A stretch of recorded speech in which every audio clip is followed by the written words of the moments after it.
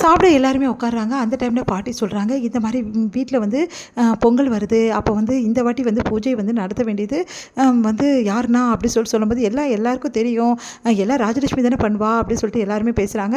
அதெல்லாம் கிடையாது, இந்த வாட்டி ஏன் மருமக பண்ணல, அவளோட மருமக தான் பண்ண போகிறா, இந்த வாட்டி பொங்க வைக்க போகிறது பொங்க பானையில் அவ தான் அப்படின்னு நம்ம சொன்னோன்னே எல்லாருமே அதிர்ச்சி அடைகிறாங்க. உடனே வந்து பாட்டி நான் வந்து கலந்துக்கலாமா, நான் செய்யலாமா அப்படின்னு சொல்லிட்டு ஐஸ்வர்யா கேட்குறாங்க.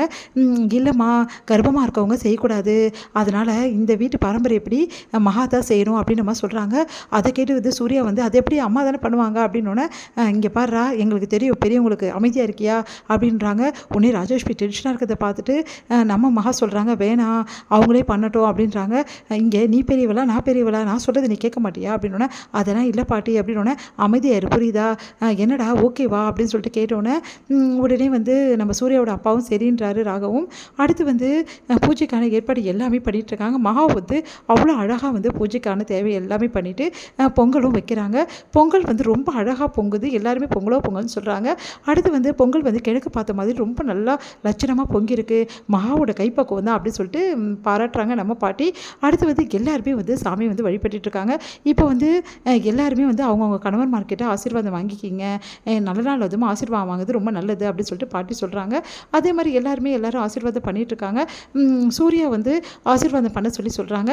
உடனே சூர்யா என்ன பண்ணுறாரு, ஆசீர்வாதம் பண்ணாமல் மகா வந்து வேணும்னே வந்து என்ன பண்ணுறாரு, தள்ளி போகிறாரு. அவர்கிட்ட கொடுத்தா அந்த அச்சதையும் வந்து என்ன பண்ணுறாரு, அப்படியே கீழே போட்டுடுறாரு. அதனால் வந்து என்ன பண்ணுறதுன்னு தெரியாமல் அப்படியே வந்து எல்லாரும் பார்க்குறாங்க. இவளை நான் எக்காரணம் கொண்டு மன்னிக்க மாட்டேன், இவ என் பொண்டாட்டி கிடையாது, எப்போவுமே நான் ஏற்றுக்க மாட்டேன், என் அம்மாவை ரொம்ப வந்து அவமானப்படுத்திட்டா, அதனால் இவ வந்து நான் ஏற்றுக்க முடியாது அப்படின்ற மாதிரி ஆசீர்வாதம் பண்ண முடியாதுன்னு சொல்லிட்டு போயிடுறாரு. அதை கேட்டு எல்லாருமே அதிர்ச்சி அடைகிறாங்க. இந்த சூழ்நிலையில் மகா வந்து சூர்யா கிட்ட சொல்கிறாங்க, நீங்கள் என்னை பொண்டாட்டியை ஏற்றுக்கல, இந்த வீட்டில் அப்போ நான் எதுக்காக இருக்கணும், இந்த வீட்டில் உள்ளவங்களாம் என்னை என்ன மாதிரி நடத்துவாங்க, நான் எதுவாக இருக்கேன் இந்த வீட்டில், உங்கள் பொண்டாட்டியோட அந்தஸ்தோடு தான் இந்த வீட்டில் இருக்க முடியும், வேறு எந்த உறவாக நான் இருக்க முடியும், அதனால் இந்த வீட்டை விட்டு போகிறேன், இனிமேட்டு வந்து உங்களுக்கு எந்த பிரச்சனையும் இல்லை என்னாலன்னு சொல்லிட்டு முடிவெடுக்கிறாங்க. எல்லா துணியும் எடுத்து வைக்க போகிறாங்க. அப்போ சூர்யா அமைதியாக அப்படியே கேட்டுக்கிட்டே நிற்கிறாரு. இது எல்லாத்தையும் தாத்தா பார்த்துறாரு. தாத்தா வந்து அதிர்ச்சி அடைகிறாரு. அப்படியே அவருக்கு உடம்பு சரியில்லாமல் ஆகுது. உடனே தாத்தா வந்து சூர்யா கிட்ட சொல்கிறாரு, இங்கே பாருப்பா, எனக்கு உடம்பு நல்லா ஆகணும்னா கண்டிப்பாக வந்து நீயும் மகாவும் சேர்ந்து வாழணும் அப்படின்ற மாதிரி சொல்கிறாரு. உடனே வந்து வேறு வழி இல்லாமல் வந்து யோசிக்கிறாரு சூர்யா. தாத்தாக்கு ரொம்ப உடம்பு சரியில்லை, அவர் 3 மாதம் செத்து போயிடுவார் அப்படின்னு சொல்கிறாங்க. அதை கேட்டு சூர்யா அதிர்ச்சி அடைகிறாரு. மகாவை எப்படியாவது தடுக்கணும், இந்த வீட்டை விட்டு மகா போகக்கூடாது, இல்லைனா வந்து தாத்தா உடம்பு ரொம்ப சீரியஸ் ஆகிடும் அப்படின்னு சொல்லிட்டு மகா கிட்ட போய் பேசுகிறாரு. ஆனால் மகா சொல்கிறாங்க, எக்காரணம் கொண்டு இந்த முடிவு எடுத்தது தான், நான் வந்து இந்த வீட்டை விட்டு போயிடுவேன், 3 மாதத்துக்குலாம் நான் டைம் கொடுக்க முடியாது, நான் இந்த வீட்டில் இருக்க மாட்டேன் இதுக்கப்புறம் அப்படின்னு சொல்லிட்டு மகா வந்து முடிவு எடுக்கிறாங்க.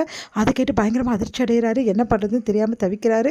இந்த சூழ்நிலையில் சூர்யாவுக்கு வந்து ஒரு எண்ணம் தோணுது, மகாவை எப்படியாவது வந்து நம்ம போக விடாமல் தடுக்கணும், அதுக்கு என்ன பண்ணுறது அப்படின்னு சொல்லிட்டு மகா கிட்ட சொல்கிறாரு. இங்கே பாரு மகா, இந்த 3 மாதத்தில் வந்து என் மனசு கண்டிப்பாக மாறும், அப்படி என் மனசு மாறலைன்னா நீ என்ன வேணாலும் முடிவு எடுத்துக்கோ அப்படின்றாரு. மகா யோசிக்கிறாங்க.